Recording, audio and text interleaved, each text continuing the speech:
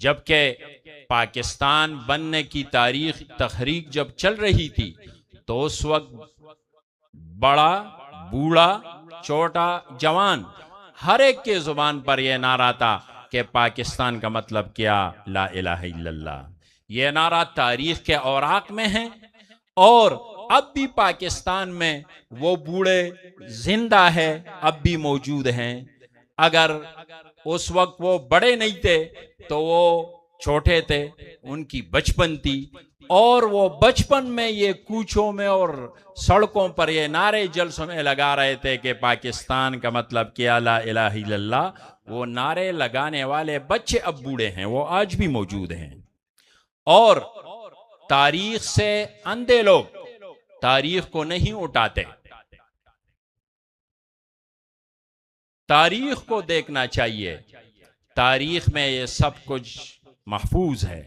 शोरश कश्मीरी ने लिखा है कि तहरीक पाकिस्तान की तहरीक चल रही थी, उन दिनों रेफरेंडम का जमाना आ गया, क्योंकि हमने मुतालबा किया हमें एक आज़ाद रियासत और हुकूमत मुसलमानों को दिया जाए। तो अंग्रेज ये बाना बनाकर कह रहे थे कि ये तमाम मुसलमानों का मुतालबा नहीं, लिहाजा हम इसके लिए रेफरेंडम करते हैं, इलेक्शन करते हैं, वोट लेते हैं कि पाकिस्तान को कौन कौन वोट दे रहे हैं। अगर ये इलेक्शन और ये रेफरेंडम आप लोगों ने जीत लिया तो हम आपको पाकिस्तान यानी हिंदुस्तान को तकसीम करके आपको पाकिस्तान का अलग हिस्सा देंगे। शोरश कश्मीरी कहते हैं कि मैं एक दिन एक गांव चला गया, इसी हवाले से लोगों की ज़हनसाजी के लिए, रेफरेंडम में पाकिस्तान के हक में वोट देने के लिए मैं एक गांव चला गया। वहां एक बूढ़ा जमींदार काश्तकार हल चला रहा था। मैं वहां जाकर मैंने सलाम किया, उसने मुझे पहचान लिया कि शोरश कश्मीरी है और उस हल को रोक कर एक तरफ रखकर मेरे साथ महवरी गुफ्तगू हो गया।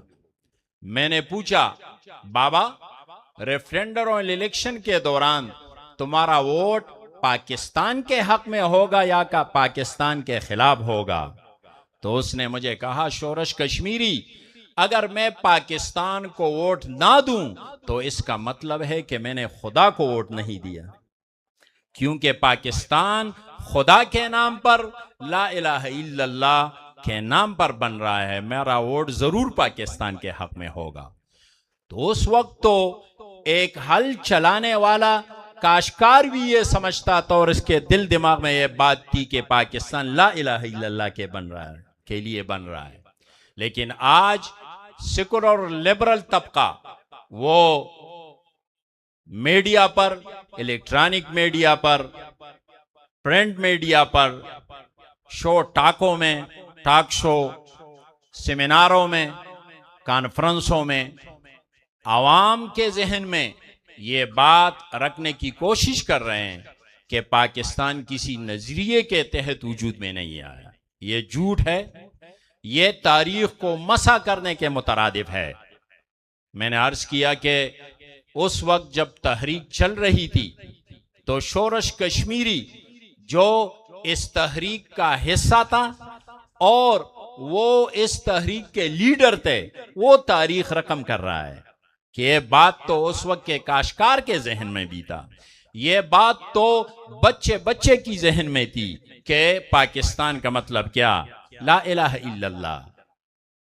कायद आज़म मोहम्मद अली जिन्ना ने से एक दफा सहाफियों ने पूछा, उन्होंने सवालात किए, क्योंकि गांधी ने एक बार तकरीर में यह बात कही थी कि पाकिस्तान बनाने वाले पाकिस्तान बना रहे हैं, लेकिन उनकी जहन में अभी तक पाकिस्तान का मकसद क्लियर नहीं, किस लिए बना रहे हैं।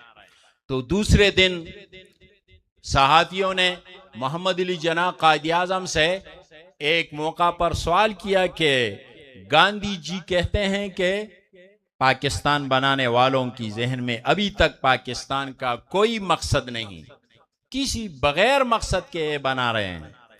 तो कायद आज़म मोहम्मद अली जना ने एक 8 साला बच्चे को बुलाया और बच्चे को मुखातब होकर उससे पूछा, बेटा ये पाकिस्तान किस लिए बनाया जा रहा है?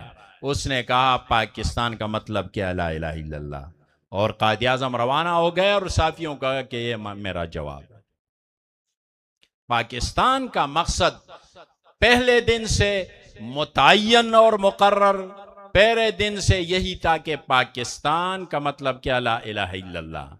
और कायद आज़म मोहम्मद अली जना की तकारीर आज भी इंग्लिश में, उर्दू में और तारीख के औराक में अब भी महफूज हैं। आज नेट की दुनिया पर उनकी पुराने तकारीर निकाली जाए तो उनकी हर तकरीर में ये बातें हैं कि पाकिस्तान का मतलब यह है कि हम रियासती मदीना की तरह रियासत हासिल कर रहे हैं।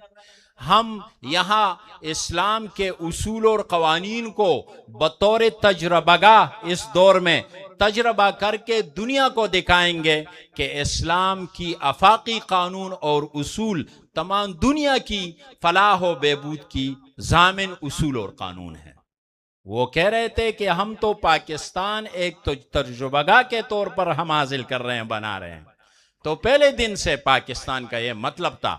लेकिन आज सेकुलर लिबरल लोग ये गलत बात लोगों के जहन में बिठा रहे हैं कि पाकिस्तान का कोई मकसद नहीं था, सिर्फ एक सेकुलर मुल्क और सेकुलर रियासत वो हासिल करना चाहते थे। तो सवाल ये कि जब वो सेकुलर स्टेट चाहते थे तो फिर तकसीम की क्या जरूरत थी? हिंदुस्तान और इंडिया तो उस वक्त भी सेकुलर था, अब भी सेकुलर है। अगर सेकुलर मुल्क बनाना था तो फिर जरूरत क्या थी, तकसीम की जरूरत क्या थी?